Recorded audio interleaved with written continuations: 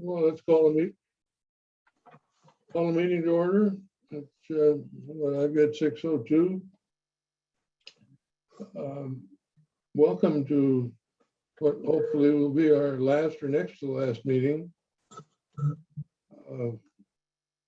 Minutes have been distributed. Anybody have any additions or corrections? I do not. Me either. If not, they stand approved as presented. Mary Ann, do you want to give the background? And if I may interject, this is Reese Sterrett. There have been some recent changes in the open public meetings law. And so whenever you take any type of a formal action, such as approval of minutes, or any action which calls for a vote, you do need to find out if there are any persons from the public who wish to make a comment prior to entering that vote. Okay, are there any members of the public that would like to comment on the additions or corrections to the minutes?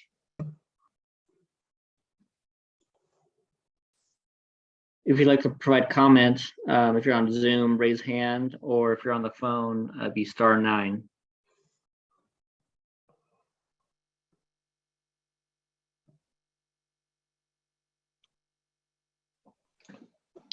I'm not seeing anyone, Gary. Okay, hearing none, minutes stand approved as presented. Okay, Mary Ann, you want to do your thing? Sure. Just kind of a little background for those that may not have participated before in these meetings. In 2017, the residents of the Newman Lake Flood Control Zone District presented the Board of County Commissioners with a petition to appoint a Board of Appraisers to reconsider, revise, or reaffirm the classifications and relative percentages of the parcels within the district under RCW 8609. The objectives of this reassessment are for the Board of Appraisers to take a fresh look at the parcels contained within the boundaries of the Flood Control Zone District and determine or reassess the benefits each parcel derives from both flood control and stormwater management or water quality undertaken by the Flood Control Zone District. And then based on those benefits, reconsider, revise, or reaffirm the current classification of each parcel with respect to each of the two purposes of the Flood Control Zone District. In performing this reassessment, the Board of Appraisers is tasked with identifying every parcel that derives any benefit so that the assessments fairly distribute the cost of the district among as many benefited parcels as allowed by law.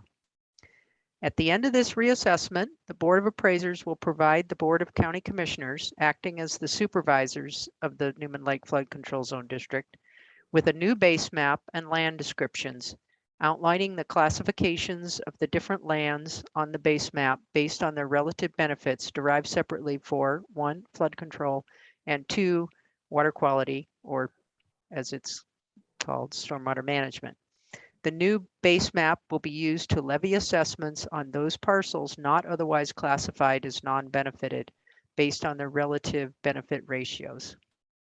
This is about the 14th meeting of the Board of Appraisers, and after, of course, collecting background information, visiting the Newman Lake area and properties, I think multiple times, and discussing proposed changes, they prepared an initial draft map, and after comment, they have proposed this now final draft benefit map for public review. The public is invited to provide input on this process later in the meeting. So I think that covers it. Thank you, Mary Ann. We've got several comments, however, very few new issues were raised, but I just want to run through a few things that seem to be a common thread in those comments. One of the classifications, and these classifications are just general guidelines. For example, the item number 3, both talks about 10-acre lots. It could be 15, it could be 20, it could be 5. 10 acres is really just a starting point. I know couple of the people said, well, I've got an 11-acre or 13-acre parcel. Well, that 10 acres is not carved in stone. It was just a starting point for us to evaluate things. Another comment was regarding a matrix. We don't have a yardstick in doing this. It's admittedly subjective. If the framers would have wanted a scientific, measurable, on the ground benefit, they'd have probably appointed a board of engineers rather than a board of appraisers. Appraisers appraisal is more science than it is, or more art than it is science. We reviewed a number of studies on the issue of proximity. We've all, some of which indicated proximity to a body of water extended out 4 miles from the body of water, which due to topography and roads and other items we felt was pretty much ridiculous. So we tended to stay within a half mile of the lake. And again, a lot of this is subjective, but it's something we as appraisers do on a daily basis.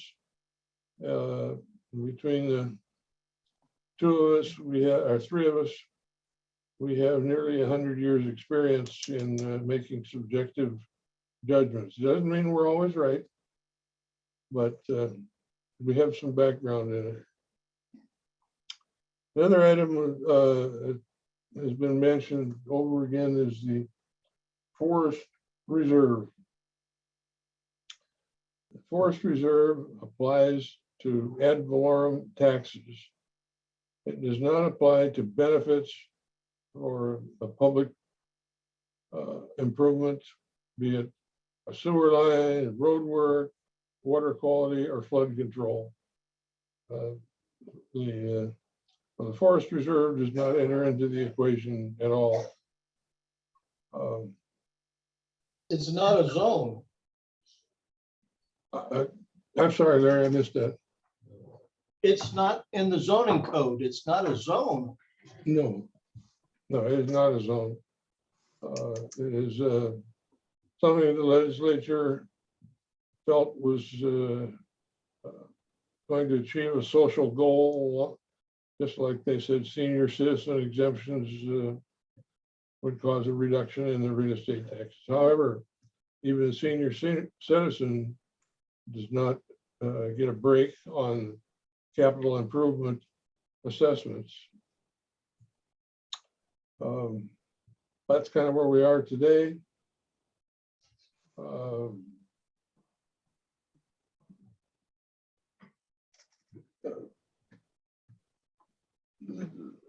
Open it up for public comments.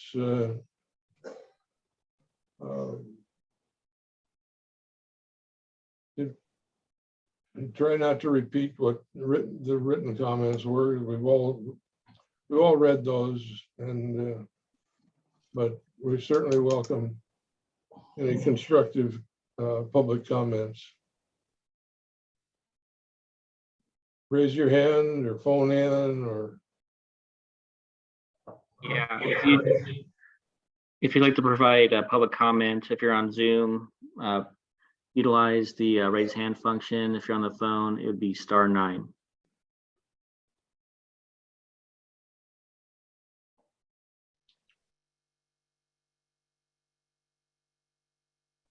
And we have Karen Stebbins, the chair of the advisory board in Newman Lake. She has several people at the fire station out there I assume one of people attending in person out there would like to provide comment.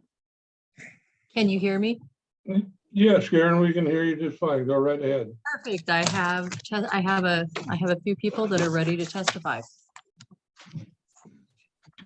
My name is Thomas Howe. I live on the north end of the lake, 0.6 miles from the lake.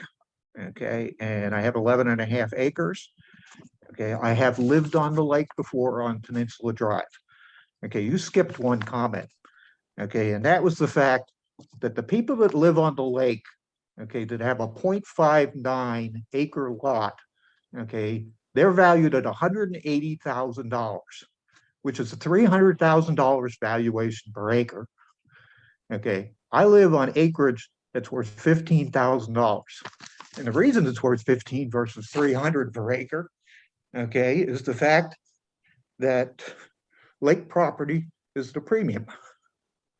Okay, I get no benefit from that lake. Okay, either on an economic basis, I don't draw water. It's not a public lake. Gives any privileges to anybody in Newman Lake. You have to go down to the boat ramp like everybody else, okay, and launch your boat from there. You can't go swimming in that lake. Only the people who live on the lake can do that. You can't draw water from that lake if you live 0.6 miles away, okay? The people that have the back lots behind there, okay, get benefits. They have community lots. They're allowed to put their boats on the lake through the community lots and community docks. Okay, so you tell me how you arrive at the fact I should pay 30%, okay, of what they pay for a primary lot. When my value of my property is about 3% per acre of what theirs is worth. Next, okay, saying that it's arbitrary, well, it can be 10 acres or more. It could be 20 acres. It could be 4 miles from the lake. Okay, that's ridiculous. Yes. Totally ridiculous. It looks like you are looking for people to pay for people on the lake that can't afford it. Now, I know the problems with that lake. Okay, you got people that are leaching into that lake from stone walls. You have people that live in areas, have 75-year-old septic systems, okay, that they haven't updated. Okay, they have septic fields that are destroyed. Okay, so you're trying to solve a problem here, okay, saying, well, we're going to use these little cures, okay, because we can't solve the big problem. You can't go in there and tell all those people, you got to put in a $40,000 septic system to solve the problems on that lake. Okay, that's what you need to do, but will never happen. Okay, I am going to fight this, so be aware. Okay, this is arbitrary and capricious, what you're trying to do here. Okay, you cannot publish a document and say tertiary lots, parcels smaller than 10 acres, okay, that are within a half a mile of the lake qualify, but the others don't, and say, oh, well, that's just a guideline. Okay, okay, that's why we have the ability to dispute. And that's my comment. Thank you very much. Appreciate the input. Can we get Tom's parcel number? Parcel number is 57273.9010. Everybody else that's to the west of me, okay, is greater than 0.59 miles. And if you check the parcel maps, you'll find that out, okay? Which also brings up an interesting point. Okay, you've left off a lot of lots right around me. Okay, they're not part of Mackenzie Reserve. Okay, they're in a similar situation to me, but they're wetlands. Okay, so they get to pay nothing. Okay, how are they so much different than me? Okay, and how is somebody that actually owns large lots on the lake, okay, fall into a category of 10%? And I fall into a category of 30%, and they can draw water, they can go swimming there, and they can launch a boat. Got a parcel number for that 10%? Yes. It's 57,342,9007. 9077? 9007. Marianne, Could you pull that up? Excuse me? I asked Mary Ann if she could pull that up and display it. Sure, give me a second here. Okay. It's directly north. This is not your parcel, but the parcel that's paying 10%. Well, this is actually, I think is this your? No, let that's me not my zoom- lot. Okay. Let me make sure I get the right. Okay, so which lot did you want me to, the 572739010? Is that? Is that, That's a yellow one. 57342.9007. 57342. It's 572. So she can input that number and it'll highlight the parcel on the map. okay, let me, I have my glasses on. is that the parcel? No, no, no. It's Yeah, that's the one I'm talking about. It's 572. No, it's 57342.9007. Oh, They have the right one. Oh, they do? Yeah, that's not part of the preserve. That's the 10%. It's directly in front of You're right me. here. No, I'm there. Okay, so they have mine above it, but that they were asking for the parcel that I'm talking about. That's Oh, I'm sorry. 10%. I'm sorry, Tom. Okay, that's the 10% right there. So this is another one of those parcels that we haven't changed. It was this way before. Well, that's wonderful. It was that way before, but I happen to know that you can launch a boat off of that one. Okay, I happen to know that the gentleman that owns that probably can go swimming off of it with a lot of ease. Okay, and if he needed to, at some future date, he could draw water out of there. I can't do any of those things.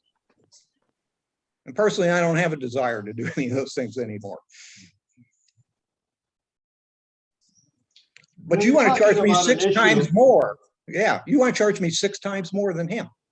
You know, you are talking about an issue that we have talked about and have wrestled with.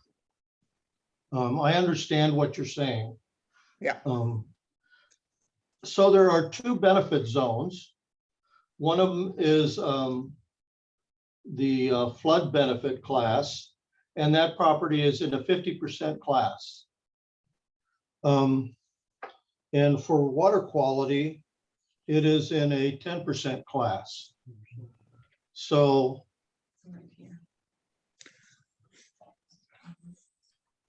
That's wonderful, but think about it. How can mine be worth 6 times more for water quality? And I'm not on the lake and he is. Okay, you can't tell me that just because he also is in a flood zone, okay, we're going to give him some relief on the water quality. He owns acreage on the lake. If you've ever figured out how to drain that acreage per running foot on the water is worth $3,000 per foot, per running foot. That's the value on Newman Lake that you are assessing value on all around the lake, on all the houses. Go check your land values, you'll see that. I did, because I owned a lot on that lake. well, what you're telling me about the relative differences in the value per acre makes sense if the property is usable. In Okay, most but you're- counties, when a property is in a floodplain, it's not Yeah. usable. Can't build houses on them. And that affects their value. There's a fire station on that property on the edge of that. They built on it. They also brought in a tremendous amount of fill. And then Yeah, the part on the west side, that's usable. actually, the fire station is, It's So just, show me Fire where your property is. my property is on the corner of Thompson Creek and Muzzy Road. It's the first This one here? property on the eastern side of your yellow zone up there. You got it. Okay. Every That's the one property, with the nice houses on it? yes, I have 2 houses on it. Yeah, that's nice I property. have a well, okay? And that's where I get my water. I get no irrigation out of Thompson Creek. Okay, I have no access to the lake. Okay, I can't go across any of that property and access that lake. Okay, I can't draw water from that lake. You do have a tremendous view of the lake, however. Well, that's wonderful. Okay, you find a buyer that's willing to pay me 60% of the value for the land versus anybody that's on that lake that gets $300,000 an acre. And I'll tell you what, I'll sell it to him tomorrow Well, I can't at talk about, $180,000 an acre. Come on, give me a break, guy. yeah. I You can't have talk no about the- rationale for this. I Tell can't me talk your about, rationale, and all of a sudden you've included 13 properties up in the northwest portion. What do you guys need? More money? And you're looking for funding some project, and the way we're gonna do it is go charge me $355, and every one of my neighbors along there has got about a similar type of thing, and they're gonna pay $355. yeah, the question to be answered is, does a view of the lake increase the value of a property? It's not in your Every criteria. study, It is not in your criteria. You're right. Thank you. And some of those properties don't have a view. So Yeah. if you're gonna apply one criteria to one Okay, property. I thought originally this project started out as because you had people on the lake, okay, they were getting all types of exemptions. Okay, and that was the original purpose of this whole thing, was to go after those people that were getting exemptions or getting undervaluation for paying their $1,000. Per lot. You're in the brick house, sir? No? But now all of a sudden you're out there looking in all these yellow properties, and I guarantee you some of them don't have a view of the lake.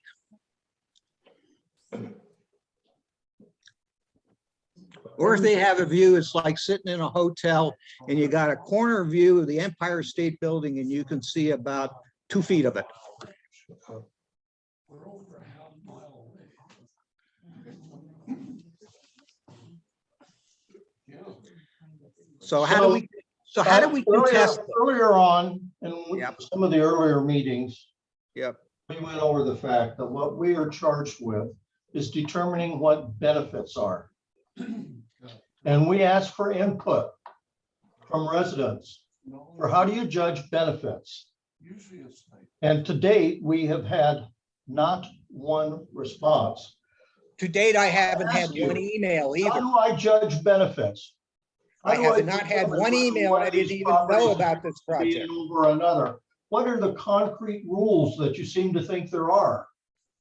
Well, I would think that in any property valuation, there's a range analysis. Okay, you're looking at This is similar not a property. property valuation. We're It trying. sure to- is, because you're gonna We up my have been tax charged with $355 being because you fair think my between property is different more properties. valuable. Guy, I'll tell you what, okay, I don't think we're gonna go much farther on this. So we got a couple of choices. You can either give me whatever form that I need to have to request an exemption from your process so I can get mine changed to a 0.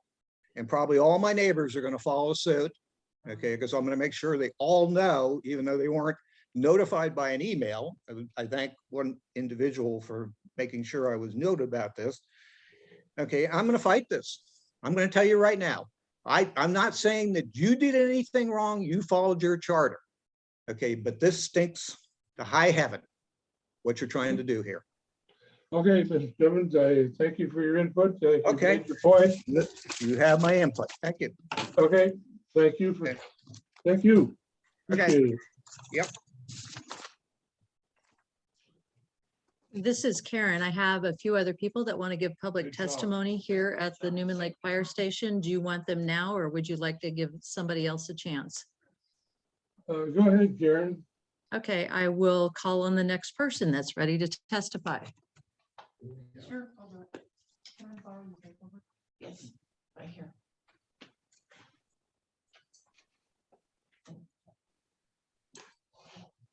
Hi, my name is Jackie Cabral, and I live just almost adjacent to Tom.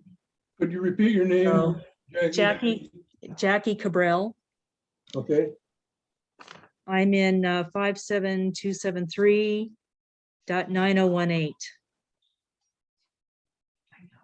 So I'm not adjacent to him, but I'm one property away. So I'm further away from the lake. Yep, that's the one. It's on here. Okay. So I don't have a lot of new things to say, so I'm not going to take a long time, but I do want to emphasize a couple of things that when you levy new rules on things, all we have is the written word that people agree to. And we have clear written word about what the definition of a tertiary property is. And that is we're also very well familiar with properties within a half a mile and less than 10 acres. So all these properties are more than a half a mile away, and most of them are more than, well, I don't know if it's most, but many of them, well, Mackey's is a little less.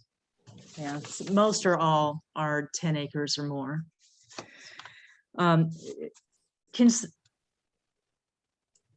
The value of our properties as far as a property with a view, I believe, has been built into the valuations from the beginning of these developments. I mean, the valuators come up to the properties and they take pictures and they walk around the property. They know what's there. So the view has not changed. So that's one thing. The second thing is not all these properties have views. I'd say maybe 3 or 4 or 5 of these properties have views and the rest of them don't.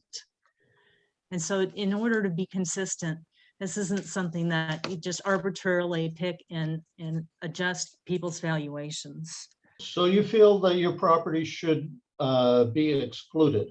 I feel my property should be excluded, like all of these yellow properties that are along this West Newman Lake Drive. And what Contiguous. are the reasons for that we could hang our hats on?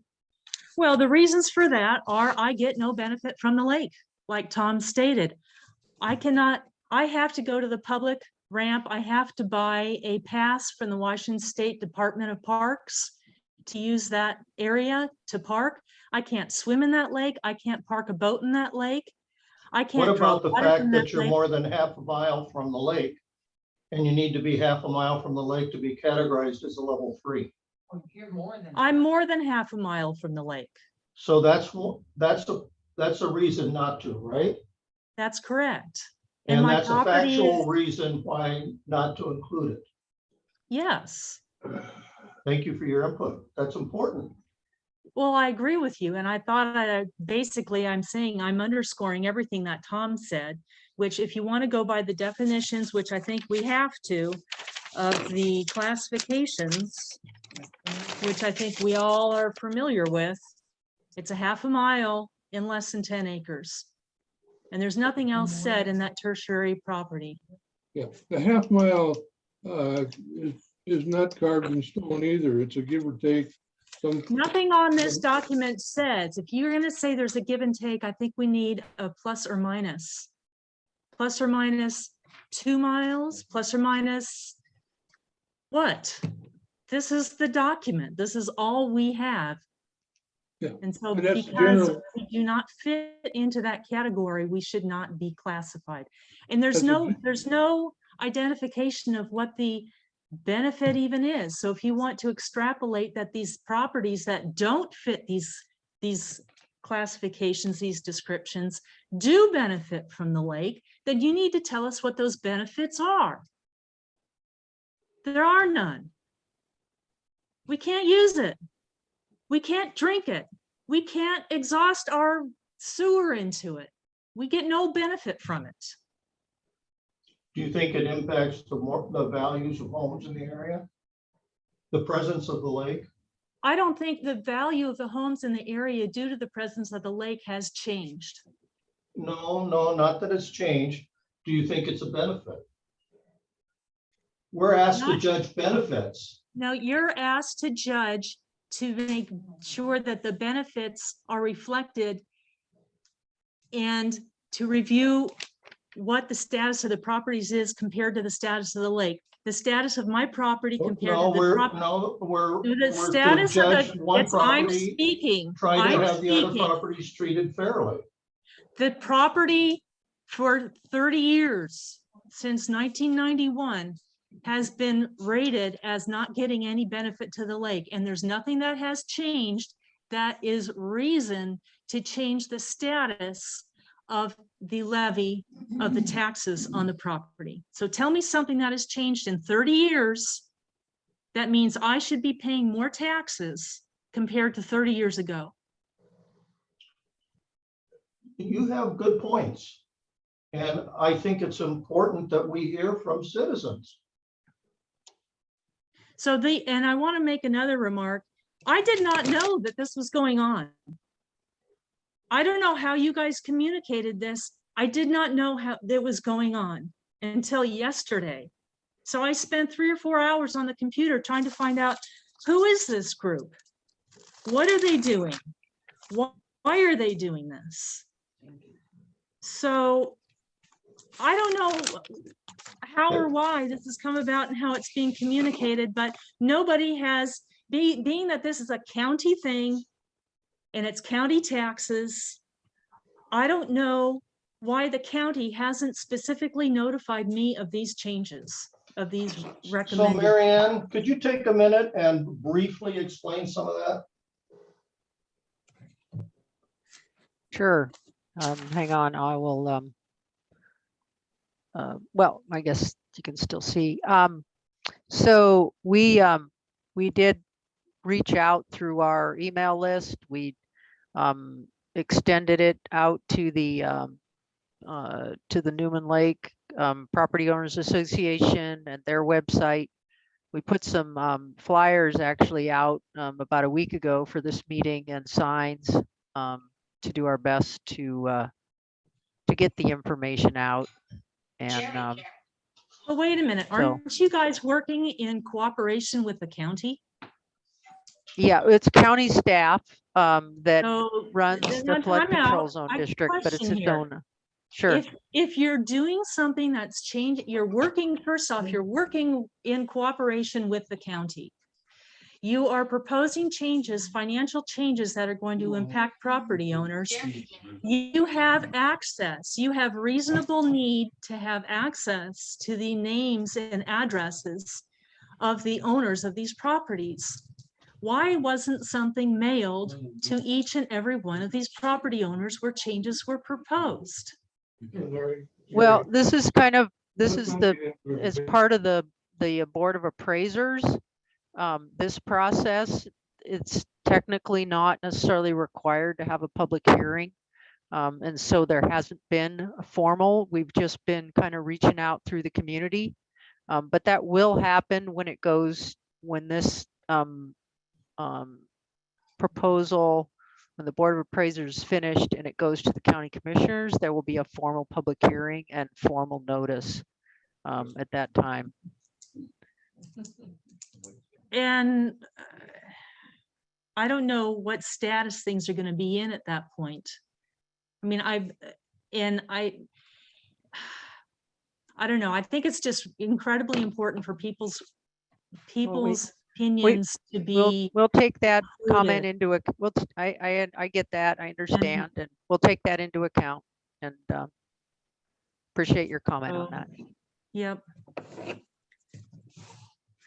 Okay, thank you very much for your testimony. Thank you for listening to us. Anyone else want to speak? We have Kathy, another citizen of Newman Lake, wants to testify. Okay, Kathy? Go right ahead, Kathy, whenever you're ready. Yes, actually, I'm a neighbor of Tom and Jackie that you just spoke to. Our parcel is, I can't point to it. It is, I'm right above Tom. It's parcel 572739016.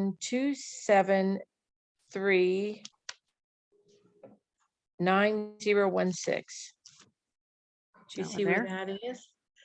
Yep, that's it. Oh yeah, that's me. Okay, anyway, I agree with everything that they say. I did not appreciate that we didn't get very much notification of this. The way I found out about it is that little coffee shop down the street. And they had a flyer there. And then fortunately, Tom found out about it. We are not within a half a mile. We are more than a half a mile. Granted, we do have a view, but I guarantee that all of our other neighbors way back there, in say like 572-849-046, that's our friends 572-850-0039. They have no view whatsoever. And I just now told them today, 572-86920, they have no view.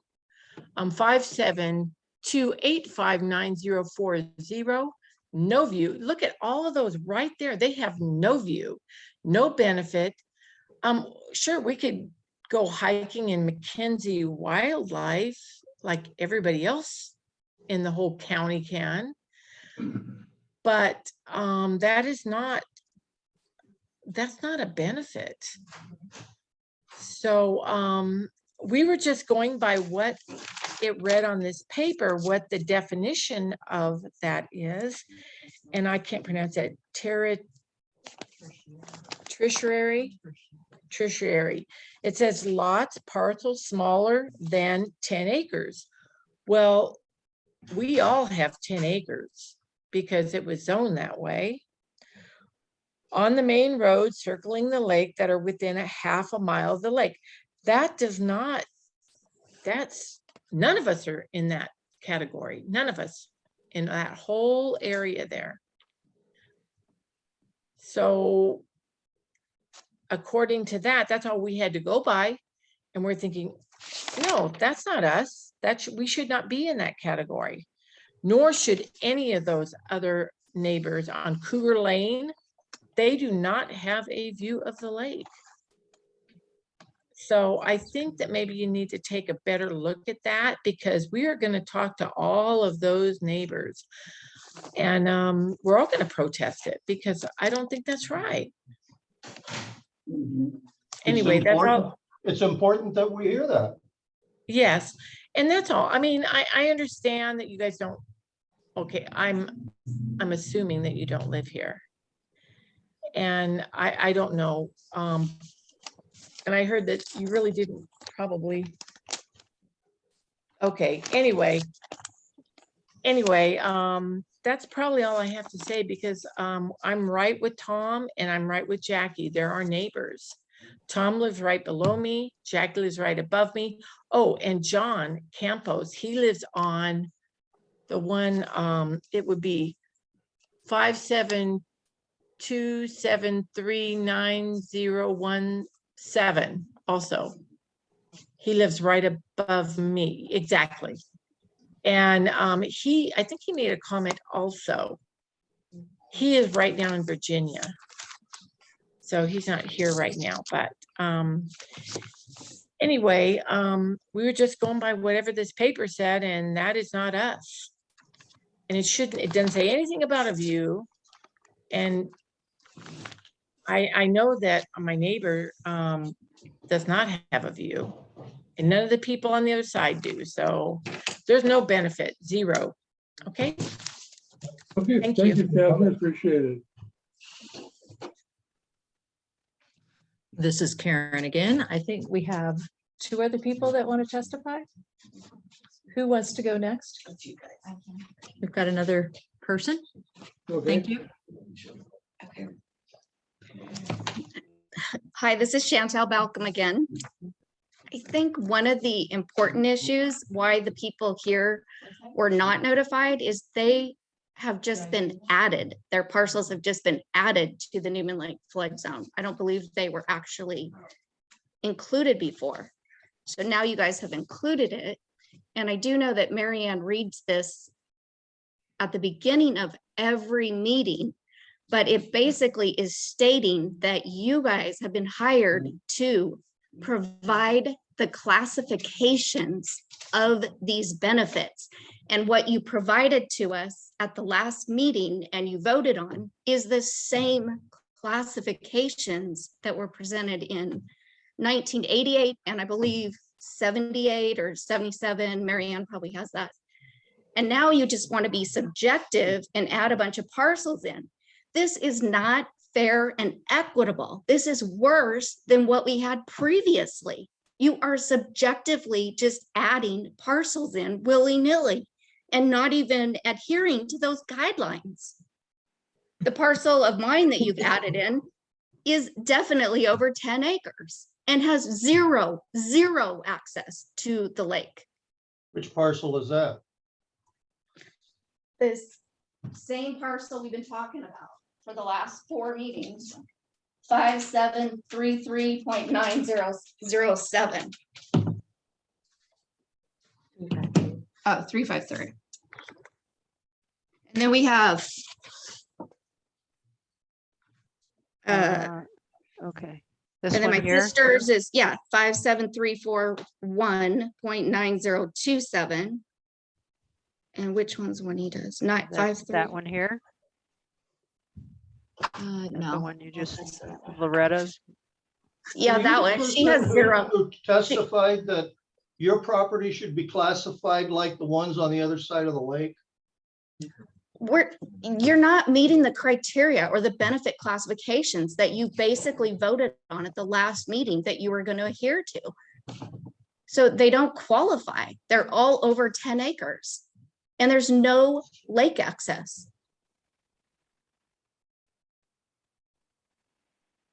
We have 0 lake access on those 3 lots right there. Well, that's why it's not a primary. But it still doesn't meet the criteria that you outlined and voted on at the last meeting. That is the same benefit classifications that you've had since 1970, whatever it was, in 1988. And now we've paid you 3, whatever it is, in excess of $160,000 to come up with a plan that's fair and equitable. And now you got people that have 0 access to the water that are paying for water quality. You got people that are paying more in benefit assessments than their property taxes that don't even live on the water. How is that possibly fair and equitable?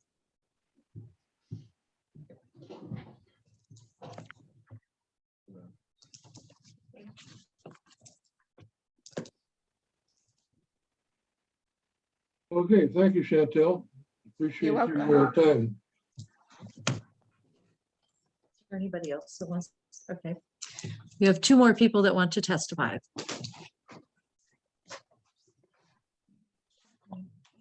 Hello. So I sent you a list of 25 parcels yesterday. Can we That- get your name, please? Al Balcom, Okay. Go ahead, Al. that don't meet, that you have classified either 3 or 4 for water quality. And they do not meet the criteria that you guys voted on last meeting. And so should be category 5 instead of 3 or 4. And they consist of some parcels on the north end of the lake, some parcels towards the south end of the lake that are on the east side, and some parcels that are over by the McKenzie property. They are all over 10 acres or are not on the water or exceed the ½ mile distance. And as far as being subjective, there's absolutely no reason to be that you need to be subjective. You could measure the distance from the waterfront to the parcel. I think the only thing that you'd maybe be subjective on is whether you use the centroid of the parcel or the nearest corner to the lake. Now, that's subjective. That's not stated on how you measure your ½ mile from the lake to the parcel. But you can use the county scout map to measure. You can use Google to measure. I could probably go through all these parcels in less than a day and categorize them fairly correctly using the criteria. I just do a spreadsheet. You enter the distance, whether it's on the lake or not, half a mile, what the acreage is, and I'd categorize them all. And so I see absolutely no reason for you to be subjective like you are claiming. A view, it's not in the criteria. You just adhere to the criteria and, you know, people won't have any problem with it. That's all I have to say. Thank you, Al.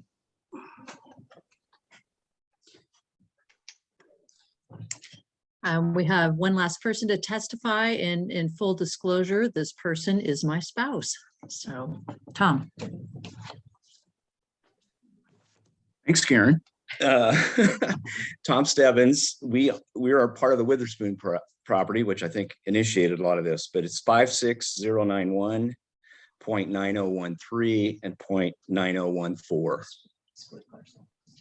Oh, it used to be a split parcel. Or it is, I don't know, it's not anymore. Okay, whatever. We've tried to get rid of split parcels because they weren't being treated fairly. Well. Or in an effort to be more fair, maybe that's a better way to say it. Yeah, and I guess I want to, just listening to what I just listened to, I think that part of the challenge is generally during the initial petition process, we're trying to not only adjust that, but also adjust the entire water district. So we have a flood control zone district, but you're getting into challenges because you're being subjective versus objective. So to be honest with you, I kind of thought we were going to do a basic, everybody in the watershed was going to get hit like maybe 10%.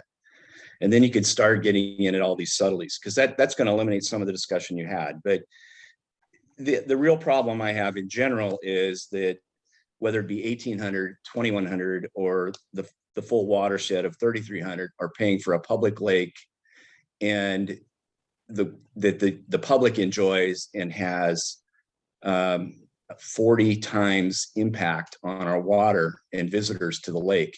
And you've exempted, at least you've exempted the McKinsey, I think, which is a county. I mean, that's where people come and impact our lake water quality, our launch. You haven't addressed either one of those, and those are big impact places. And I know that's maybe bigger picture than what you're charged with, but that's where we're going to be coming from. So where is the county commitment to the overall level of the lake? So not only are they not paying currently, but you're not even addressing it within this process. I think the other two comments I have, I guess, looking at the flood map, why is, and I guess those were comments. The flood, why do we consider, are we concerned when we decide decisions from a flood control district, the impacts down along Trent, yet none of those Trent people are part of the water or the flood control benefit? Why weren't those properties, all that can flood, were not added to the mix? I guess that's a question. And Mary Ann, could you highlight one of those properties for me? With the ones down on Trent? Yeah. Towards Trent, yeah, where the flood impacts stop and the.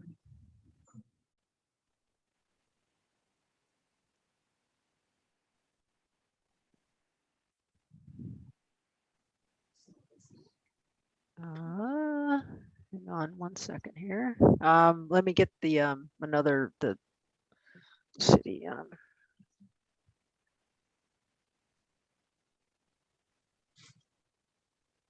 Okay, so here's Trent, and in the hatching is the boundary of the flood control zone district. Where is right there? Oh, here.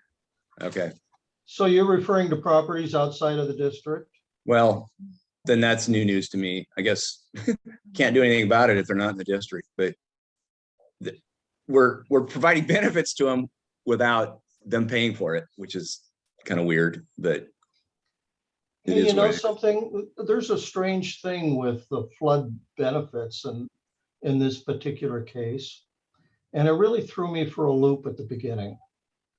And that is that when the dam was created, it created land. It created land at the top of the lake and it created land at the bottom of the lake. Now, normally, when you create a dam, you have the opposite impact or the opposite result.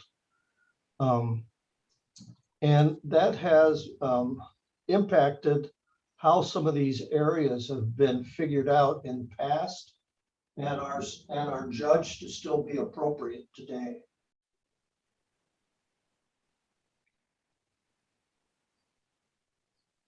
Well, and I know you're the final screen before we go in front of the commissioners, which will be a whole nother interesting process, but the challenge you have is to be fair and equitable. So that was one that caught my mind, or when I looked at the map. We have also said many times that, and it's probably going to be part of our recommendations, that at least for water quality, the cost needs to be spread to everyone in the county. That Okay. making a few people pay for it is not reasonable. And at this point, to change that takes a change in state law, which was something else I did not understand. Okay. And we just want to understand it because I don't have a problem paying my fair share, but I'm paying way, everybody around this lake is paying more than their fair share. So that's the real problem. In my mind, that's the real problem, not trying to nickel dime this. And the reason why you're getting such intensity is we're trying to make a few people pay for a public lake. And that is the fundamental problem. Regardless what my neighbor pays, doesn't pay. I mean, we don't disagree with that, okay, but that doesn't mean we can change it. No, that's fine. But when your recommendation, what I just heard, I'm going to hold you to it because that's how I'm going to go and approach my testimony when we're in front of the commissioners. The final thing is, I guess, I don't understand. Help me understand why forestry is not, ag is considered, forestry is not. What do you mean by that? Well, I have my acreage. I have 2 parcels. I have forestry against the water. I have to do my 1 acre. It's zoned forestry. It's designated forestry. Does that mean that you've applied for a tax discount? Yep, and I have it. Okay. So that does apply, and it applies to your county taxes. Correct. Okay. Which this isn't county taxes. Right. So, to me, so this is more akin to sharing the cost of a racket club with the members of the racket club. And there's a fight over who should be in the racket club. Now, that's not an exact analogy, but it kind of expresses the problem. Well, then why is ag? So what's the difference between forestry and ag in your mind? Well, they both get discounts.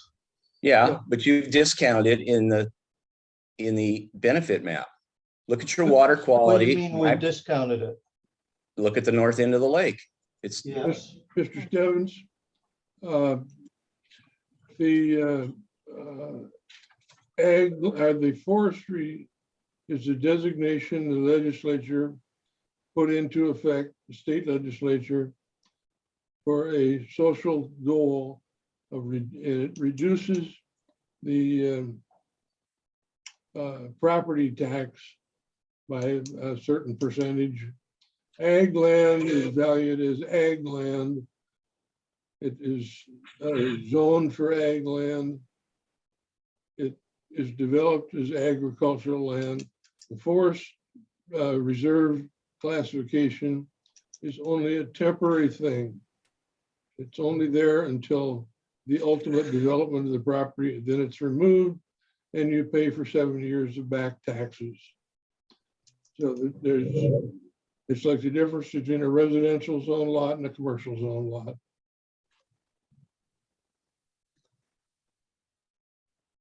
Okay, I'm not sure I'm drinking that Kool-Aid, frankly. So I So what doesn't sound right about it? look at the north end of the lake.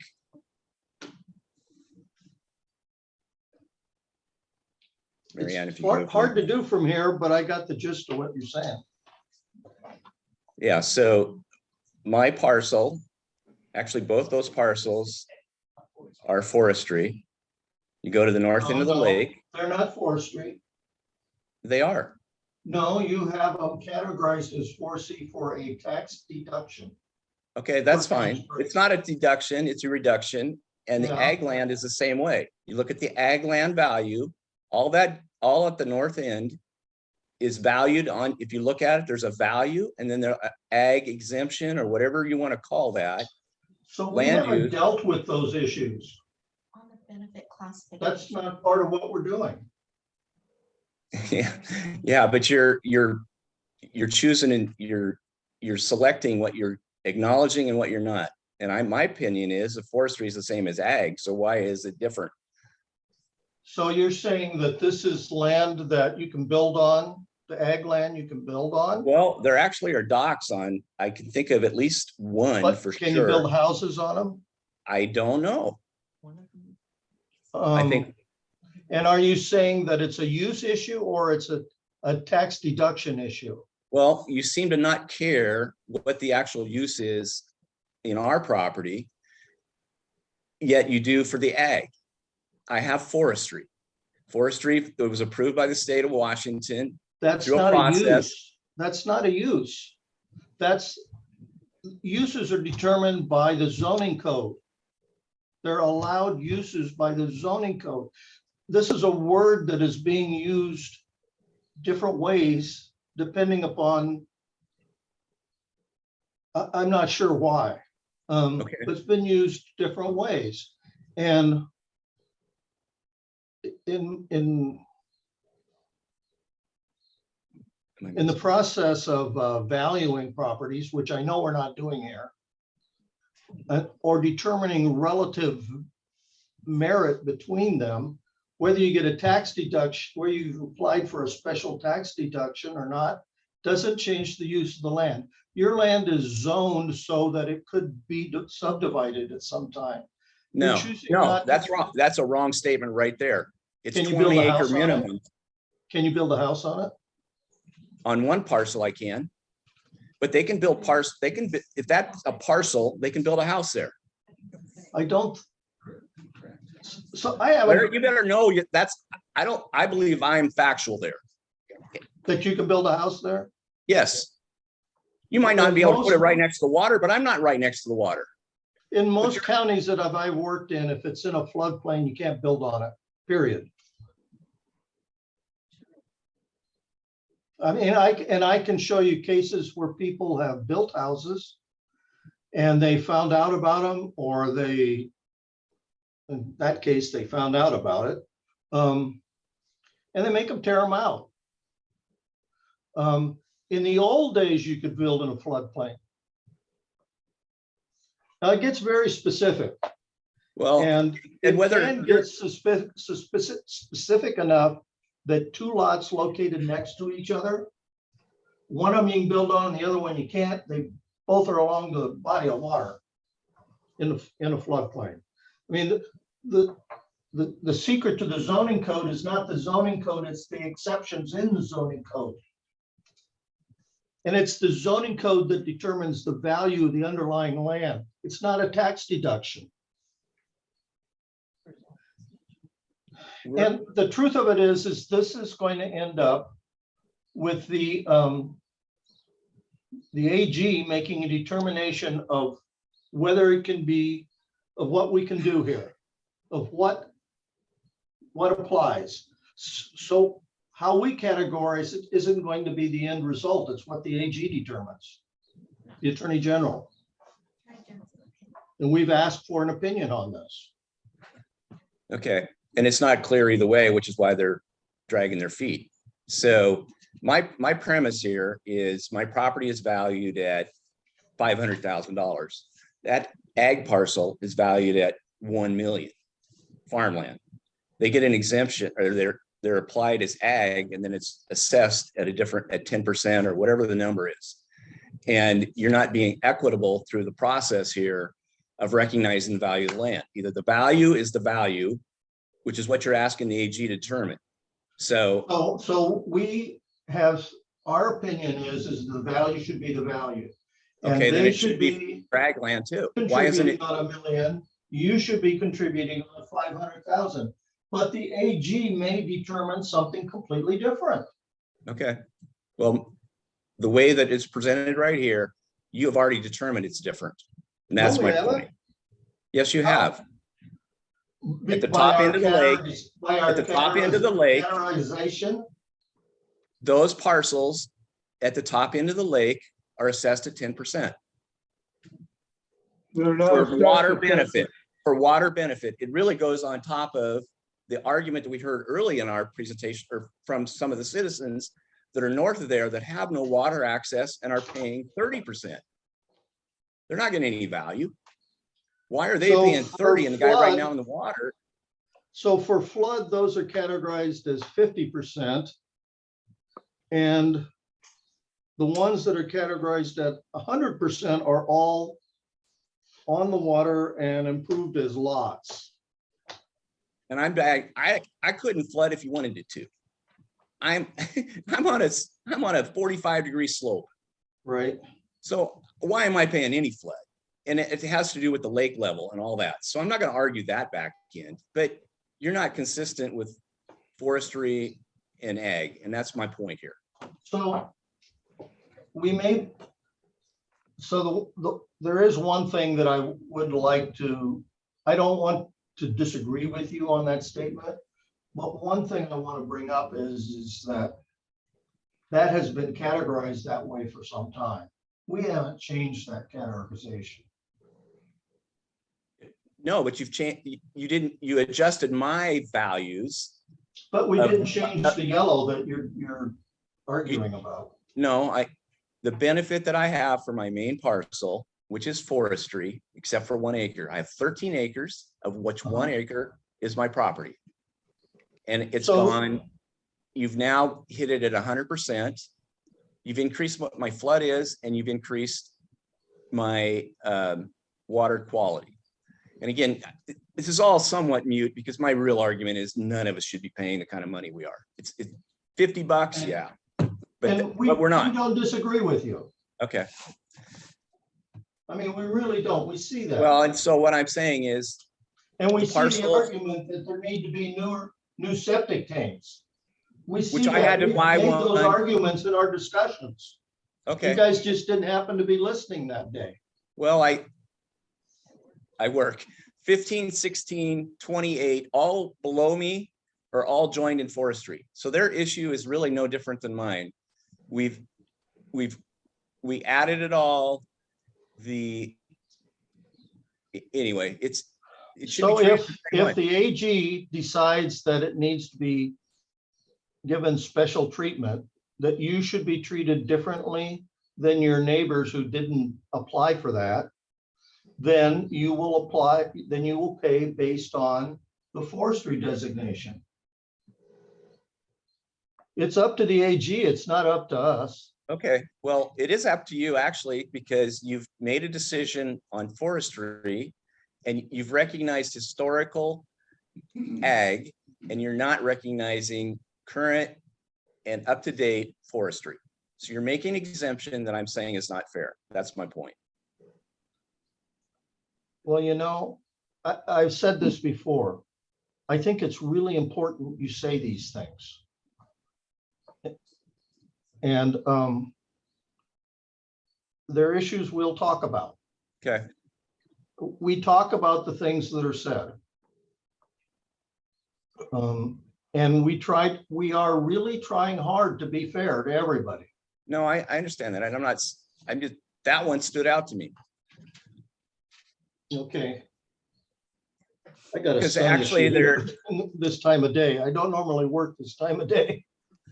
So Marianne, the one that's forestry, that's right above Sutton Bay, doesn't have anything, yellow, blue, anything, and that's forestry. Well, this is, But forestry is not. this a is code. flood, this is flood. I switched to flood. Did you Oh, want did you? flood or Okay, I'm water sorry. quality? All I right. can switch it back to water quality because you were talking about flood, so There is no forestry zone. It doesn't exist. Okay. All right.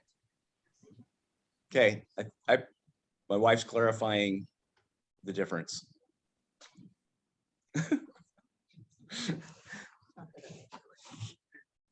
So thank you for listening. So You know, Mary Ann, the some- one I was gonna say was 9079, right around Sutton. this one Is here. designated forestry. Yeah. And I think it doesn't have any, yeah, that big one right there on the corner, which is what originally I discovered forestry. I had no clue.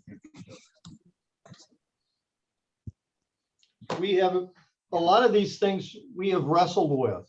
We've been trying to figure out how in the world do we categorize anything that's not on the water? We've had those questions.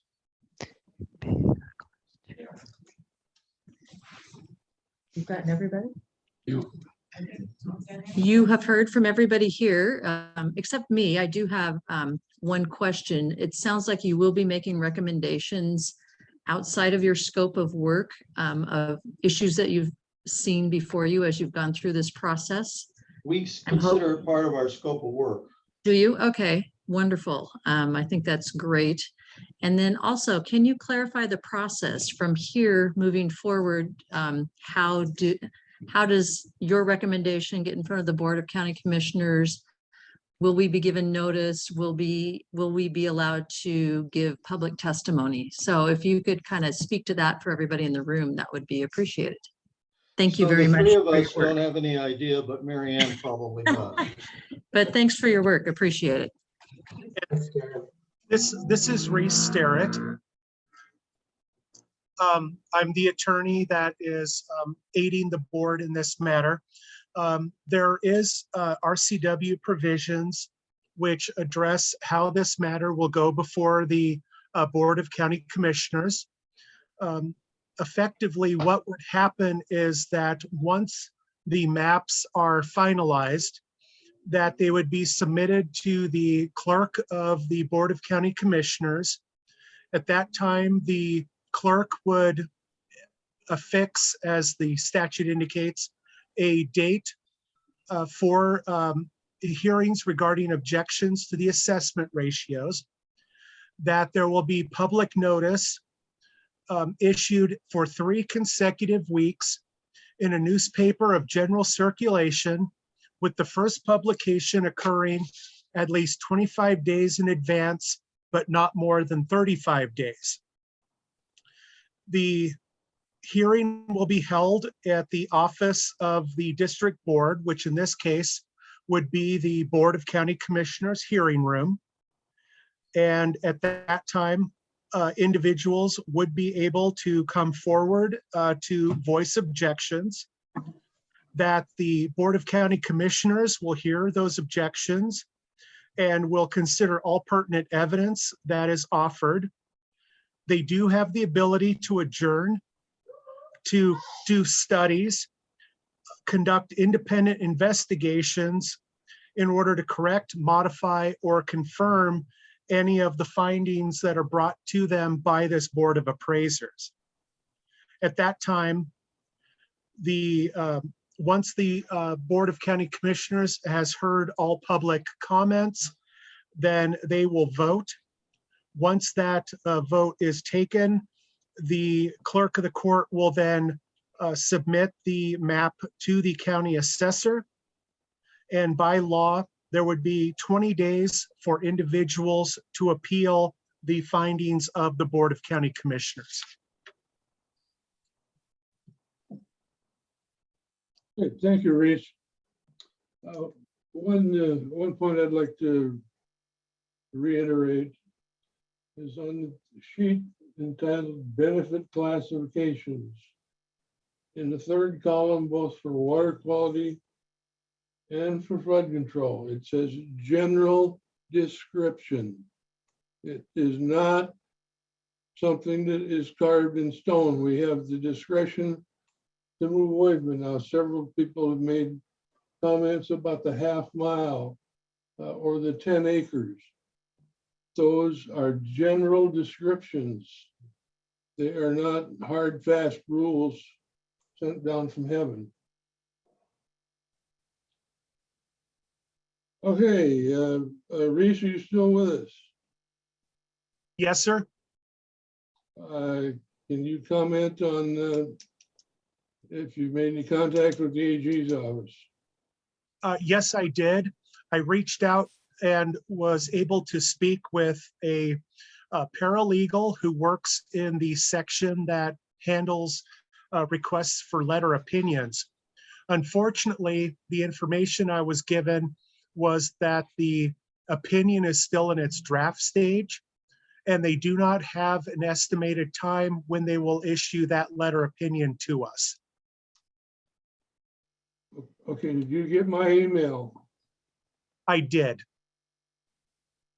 Any comments? I did not have an opportunity to review the LID provisions that you discussed, so I could make a comparison. I do believe that that's something we would need to look into, but I do have a legal opinion if we are unable or unwilling to wait for the Attorney General letter opinion as to what we should use as between an assessed value or a market value. Yeah, it's something that's not crucial to what we're doing, but it's probably crucial to Mary Ann and the crew trying to get things lined up for the next assessment year. But we can definitely come to our conclusions without that information, but it would certainly be helpful. And I was disappointed to hear that they did not have a date certain that they could promise that we could get that opinion. But we do have the ability to move forward without the Attorney General's opinion should this group decide to go forward. Okay, great, thank you. We've got a couple changes to make on the map, Mary Ann. Gary, excuse me, do we want to continue public testimony for others on the call? Oh, yes, if we have anyone else, I assumed we were done. We just did the people at the firehouse or the station. We do have some other people in the Zoom audience that may want to testify. Okay, great. Yeah, if so, use the raise hand function, and if on the phone, it'd be *9.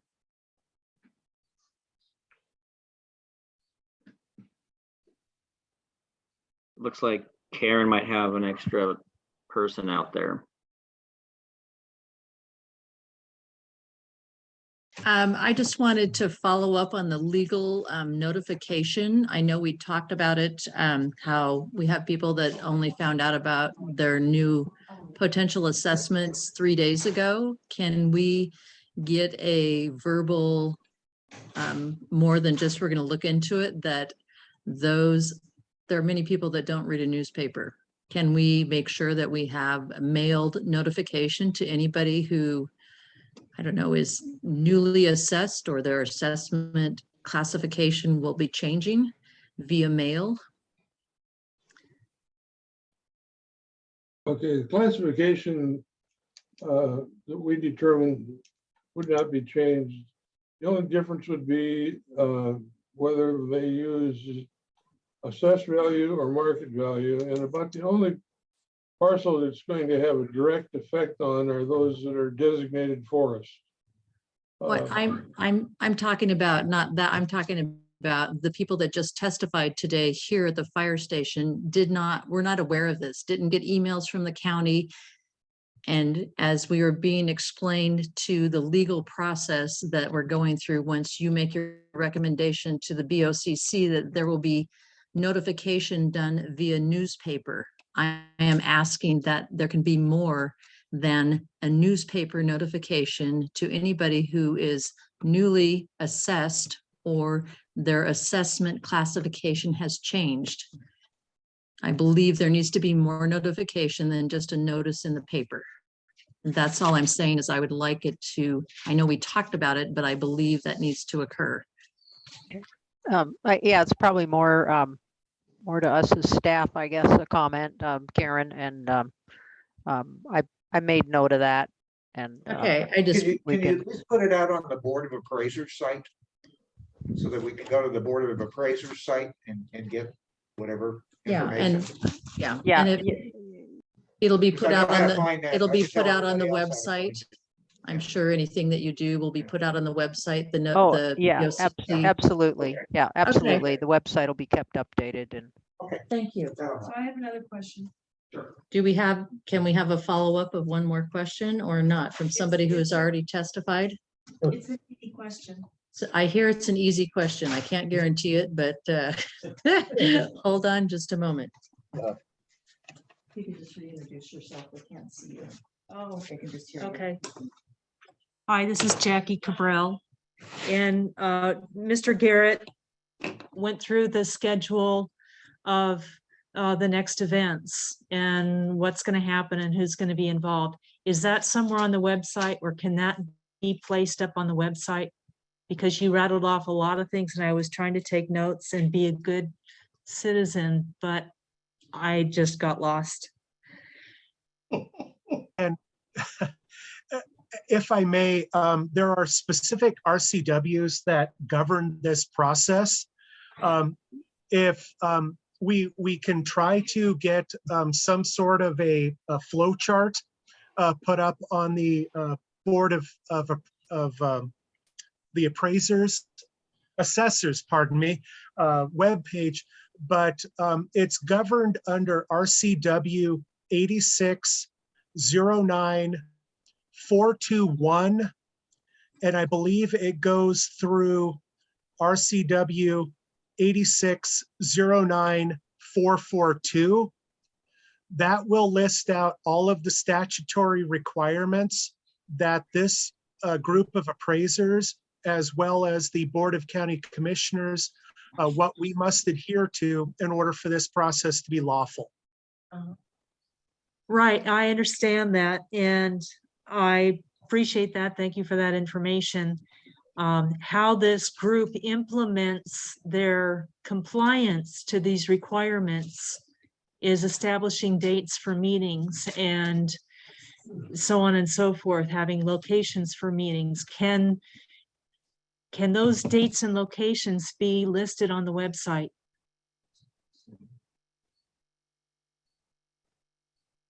yeah, You understand my question? yeah, and they are. When upcoming meetings are happening, they're posted, and all the agenda is put on a couple of days ahead, and so all of that is posted on the website, and we'll keep it updated. And I think sounds like Reese is willing to kind of provide a summary of the process once the Board of Appraisers has made their recommendation too. Yeah, So that would be very helpful, because there's those of us like myself, I'm just like, I feel like I just jumped into, I don't know, the lake, if you will, because I've never done anything like this before, and I'm trying to educate myself in the last 24 hours, and I feel pretty lost. So that would be helpful. Thank you. You know, Karen, I can understand the feelings. All right. And the county is trying to do those things. And in some ways, the fact that you guys got together and you called us today is an indication that it somehow got out to you. And that these preliminary maps, these aren't final, they're preliminary, and they were put out so that everyone could comment on them. So in a way, even though it's frustrating and it's not ideal, it is working. Wait, There's only. word of mouth is not a That's- reliable process. But hey, as long, Yellow lots out there. as We're long talking as about you five of know, us here? this is Karen Stebbins again. 25 But thank people. you. It sounds like they know where to look now, and you guys are willing to put in a schedule, and the meetings will be on the website. So thank you very much. Appreciate that. I think we are done here on our end on giving comment. Appreciate it.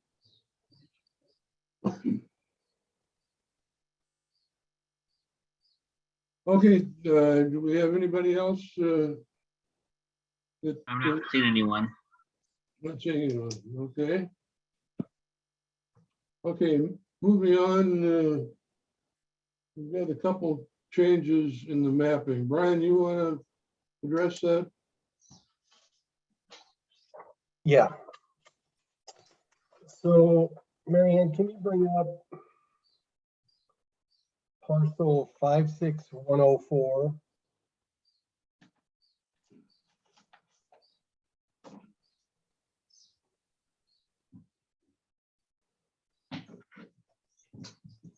.9042. Excuse me, on the water quality layer.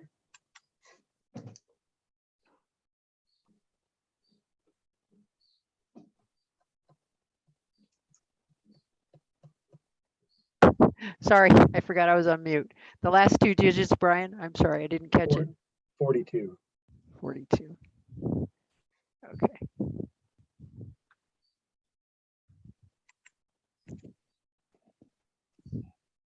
Okay, this is a waterfront property that has a residence on it and was brought to our attention by some comments that this is really a 100%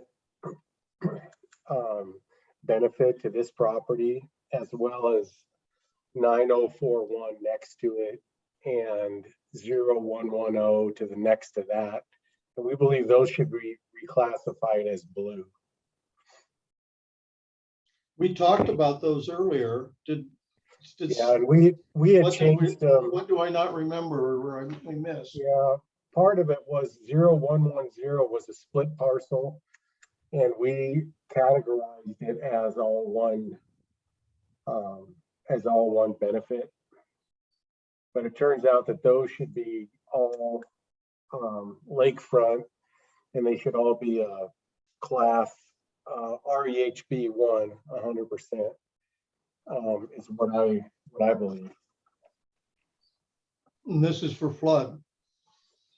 No, this is for water quality.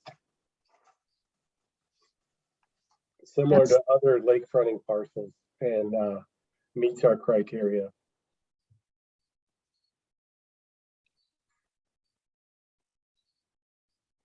In what way does it meet our criteria?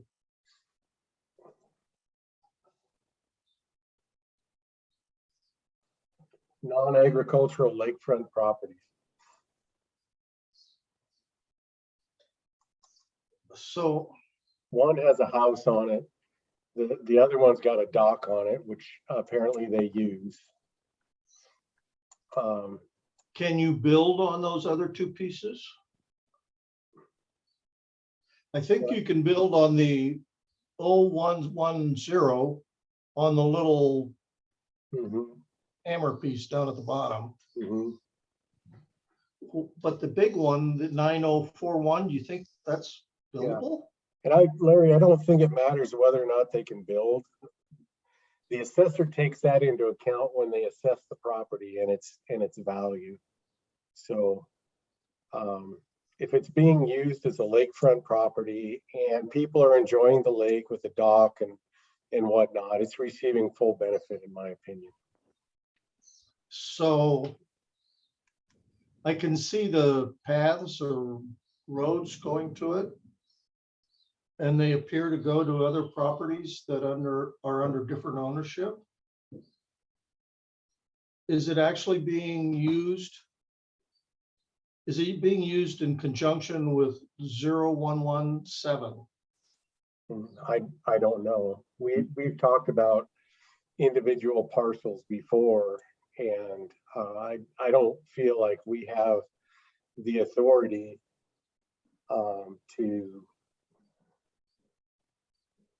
to say how these properties are being used. If one's a secondary lot and the other one's a primary lot, and they're two individual parcels, I think they derive two different benefits. And that's why I think we should keep it separate, regardless of what 0117 is being used for. We don't know what those trails are. We don't know if they if they're a owner and both those parcels go together, or, you know, if they wanted to sell them, they could certainly sell them separately. There's no question about that. It's Yeah. just that they appear to be used for residential purposes, but not by that parcel, but by another parcel. So is it really being used residential? That's why I bring it up. Well, that's what the public comment said, and that's what I'm going off of. Say that again? That's what somebody said in their public comments, and so that's what I'm going off of. Yeah. Well, they're being used for recreational purposes. One of them already has a house on it. And certainly our criteria is non-agricultural lakefront property. And the fact that they let somebody else drive over it is beyond our control. It does not have to have a residence on it to meet that criteria of lakefront property. And I think all three of those should be in the 100% class colored blue. Larry, to answer your question, those two parcels, 9041 and 0117, are owned by the same people. Or what, Brad? They're owned by the same people. Okay. Okay, do I hear a motion to reclassify those? Before we do that, Gary, there was a couple others too that I wanted to talk about. Okay. And I think we should just do them all at once, and we may need to ask for public input again, like we said earlier. Yes, Mary thank Ann, you. could you bring up parcel 57?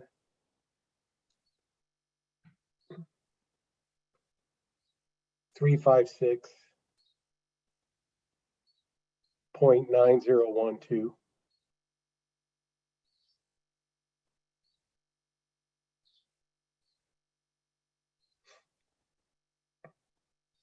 So we've talked about this parcel many times, and currently it's in a 30% category, and the property to the south of it, 9007, is a similar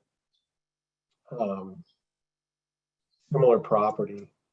Both are larger sizes. They do front on Muzzy Road.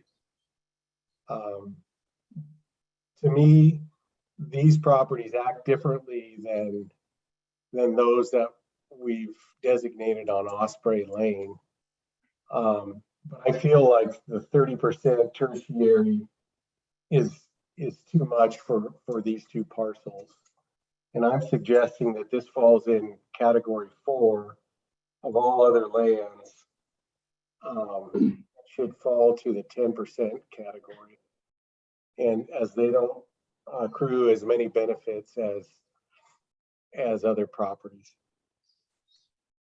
So are we going to talk about the parcels that people brought up in the comment section today? We can talk about anything you want to talk about, I guess. Well, I guess that if we're going to consider reclassifying anything at this point, we need to sit down amongst ourselves and come up with a list of reasons that we can stand behind. We haven't done that yet, and I think we need to do that. And I think we should be in the same room when we do it. This Zoom format just doesn't work very well for that.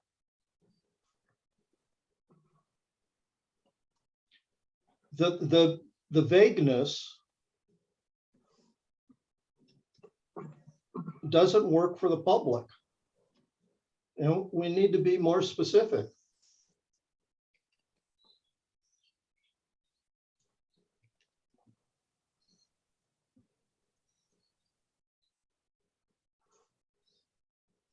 And I don't know how much more specific we can be on a lot of these things.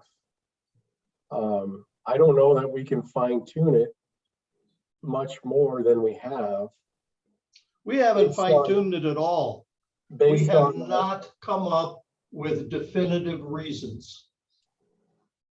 And by definitive reasons, that's what I mean by fine tuning. I don't know, like Gary said early on in the meeting, that this is not an exact science or process.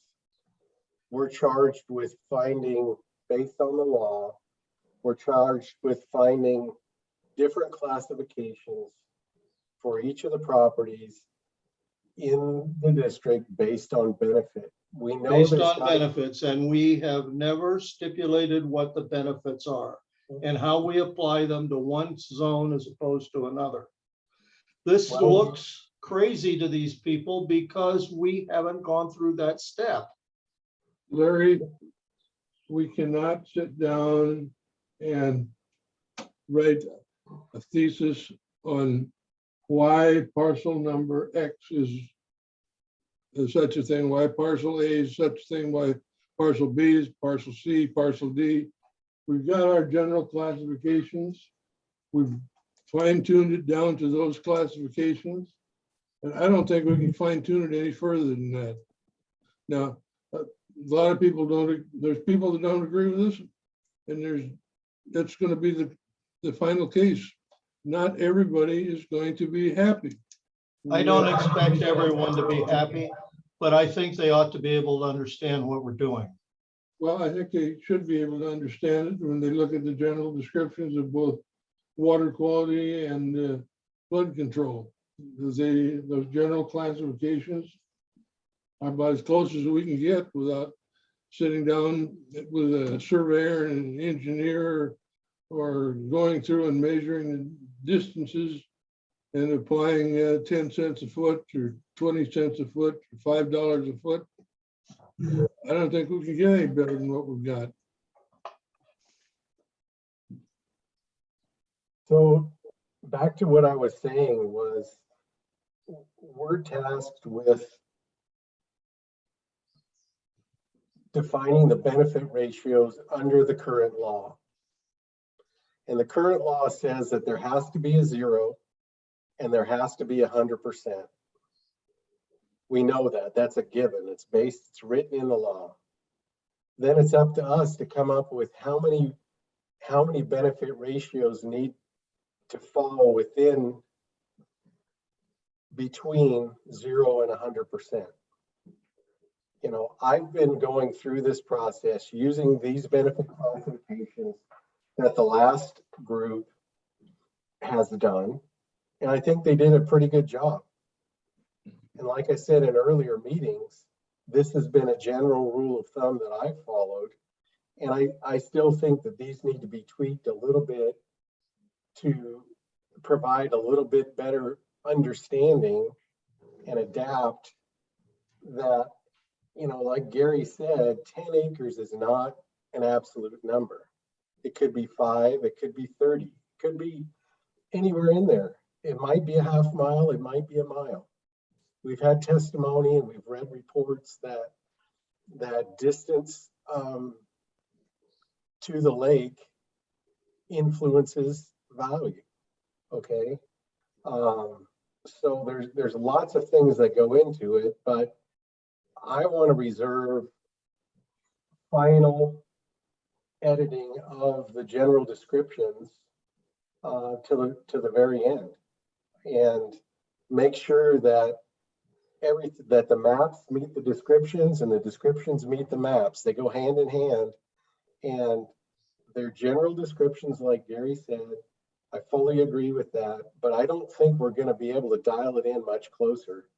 You know, unless there's something out there, Larry, that you see that we need to include. That's just the way I see it. Well, we've talked at several different stages of doing this, and I've just been waiting for that time to come. I still wrestle with why any property that's on the lake should contribute any money at all. It doesn't make any sense to me. I can see how people along the lake are impacted, but I don't see that people that are off of the lake are impacted. Larry, are I you mean, saying that there's all the- 0 and 100 right there. Are you saying that all the studies are wrong and all the appraisal literature is wrong? Saying that a view of the lake does not provide a benefit and increment of it? No, increase I'm in saying value? that the view of the lake is not one of the categories. It's not one of the benefits. We haven't written that down. We haven't made that determination. We have talked about it all the way through there as to what is a benefit and what is not a benefit. We have not sat down and we put it to pencil. You know, what's the benefits? Walking to the lake, driving to the lake, hauling your boat to the lake, kids. Then I think if we have those things spelled out, people can look at it and say they agree or disagree.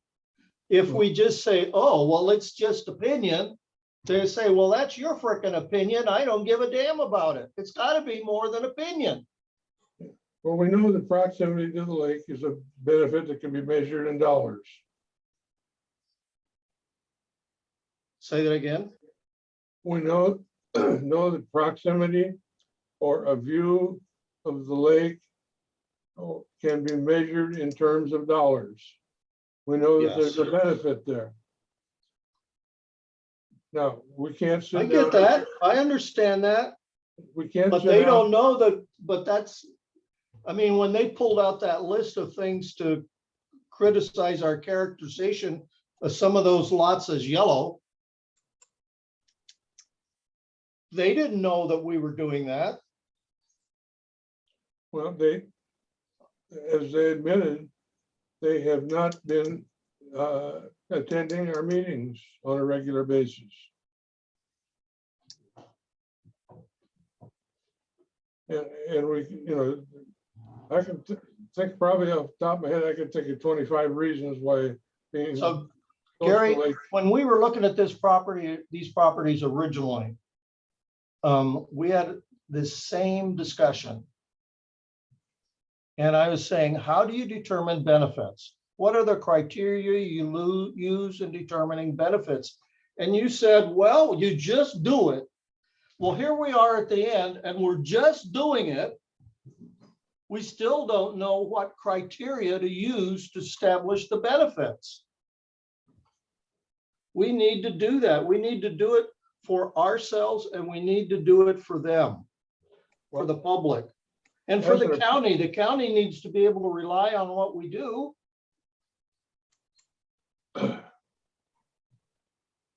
So what do you propose, Larry? I think we ought to sit down and go through the different categories and say, okay, these are the benefits. These are the things that create the benefits in this category. And if it's, and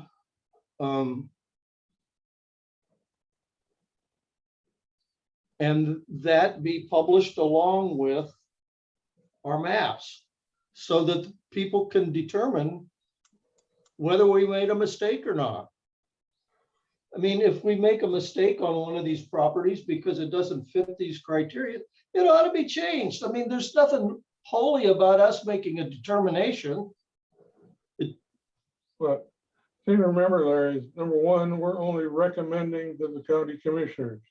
And number two, the individuals then, as restated, it can go into the county assessor and appeal. So there's two levels of appeal beyond us. And as far as establishing hard, fast, ironclad criteria, we can't do it because everybody's got different views. I think that our criteria can be subjective. And when they were talking about subjectivity, I don't think that dawned on them. That what we were saying was that the criteria is subjective. We were saying half a mile is subjective. It never dawned on them that the half a mile was objective. They thought that was factual somehow because it was on a sheet of paper. And so I don't think we can come up with with the kind of objectivity that you would come up with in an appraisal. But I think we can do a hell of a lot better than we have it at so far. So I think, let me recommend this. I think we've gone full circle, and I still stick with my opinion that we're not going to be able to get much more detail than what we have already. Why don't you, Larry, spend some time, and if you have an idea where you can provide more detail, think about that, and we'll talk about it at the next meeting, and we'll see if that's right. What I believe you're going to find is maybe a little bit, maybe a few words here and there, but I don't think the level of detail is going to be much more concise than what the other Board of Appraisers laid out years ago. I still believe it's mostly applicable today with a few tweaks. But spend some time, think about it, and make your case, and let's see where it goes. Well, I would very much appreciate it if you guys would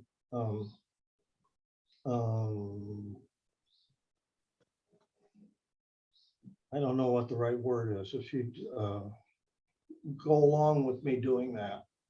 And I don't know if we spend 2 minutes on it or 2 hours on it next meeting. But I kind of hate to recategorize any properties until we've gone through that and we have something more substantial.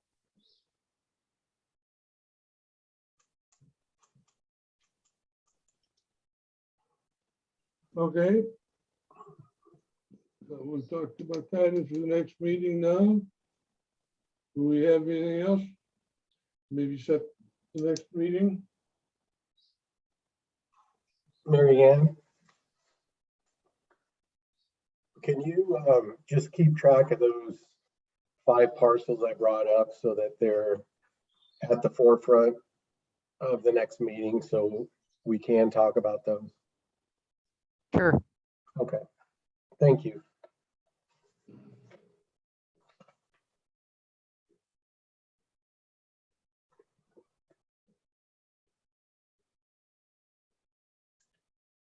Okay, how about if we go for June 29th?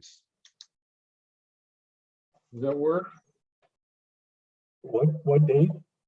June 29? And that's okay with me. What time?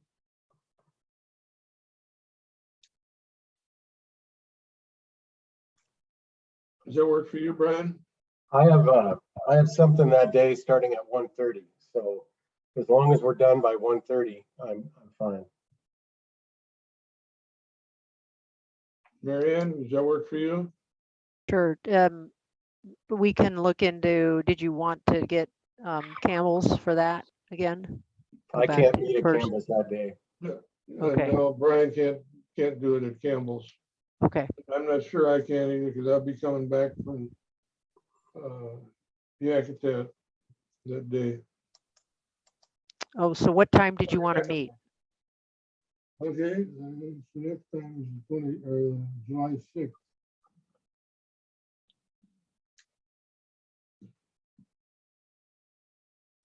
If we want to do it on a Wednesday, or we could do it on, want to do it on a Thursday? We could do it on the 30th of June.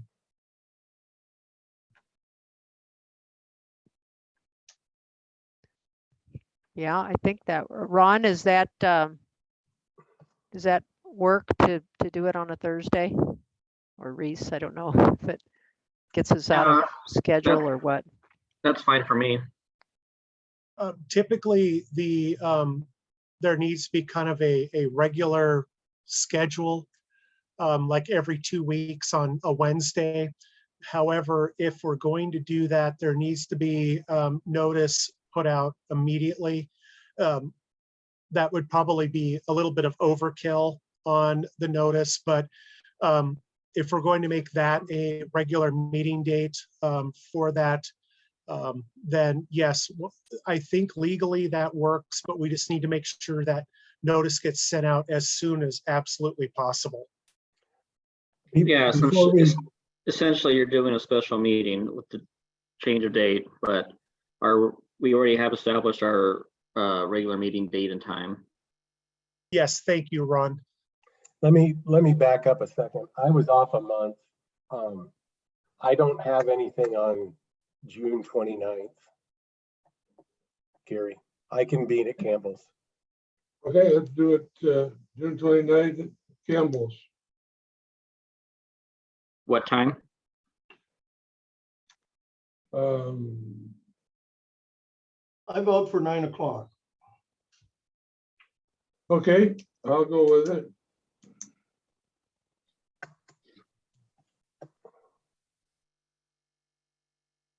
And because of the change in the Open Public Meetings Act, you'll just need to, again, ask if there's any public comment if you're going to formally decide that will be the date and time for your hearing. I think because it would be a regularly scheduled, we are probably okay, but just in an abundance of caution. Okay, so we need to find a public location, maybe at the fire station again, or wherever, anyway, in the area here for people to come. Is that kind of what Yeah. you're saying, Reese? Yeah, we have to find a public location. It can either be at the fire station again, or another place within the county that people can physically attend and watch the meeting. But our regularly scheduled meetings are Wednesdays, every other Wednesday at 9. So Reese, I think we're already okay with that, as it is our regularly scheduled time and place for a meeting. I would agree.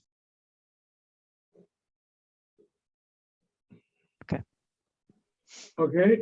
9 a.m. on 29th at Campbell's. And Larry, you're gonna come up with a list. I didn't catch that last part. What? You're gonna come up with a list. Yeah. Okay, do we have any other business to come before us? If not, do I hear a motion to adjourn? So Marianne, could you give me a call after this? Sure, I can do Okay. that. Great. Or I'll call you. Whatever. That works too. Okay, Okay, I'll do that. all right. Second, Larry. Second. Okay, all in favor of adjourning? Aye. Aye. We are adjourned.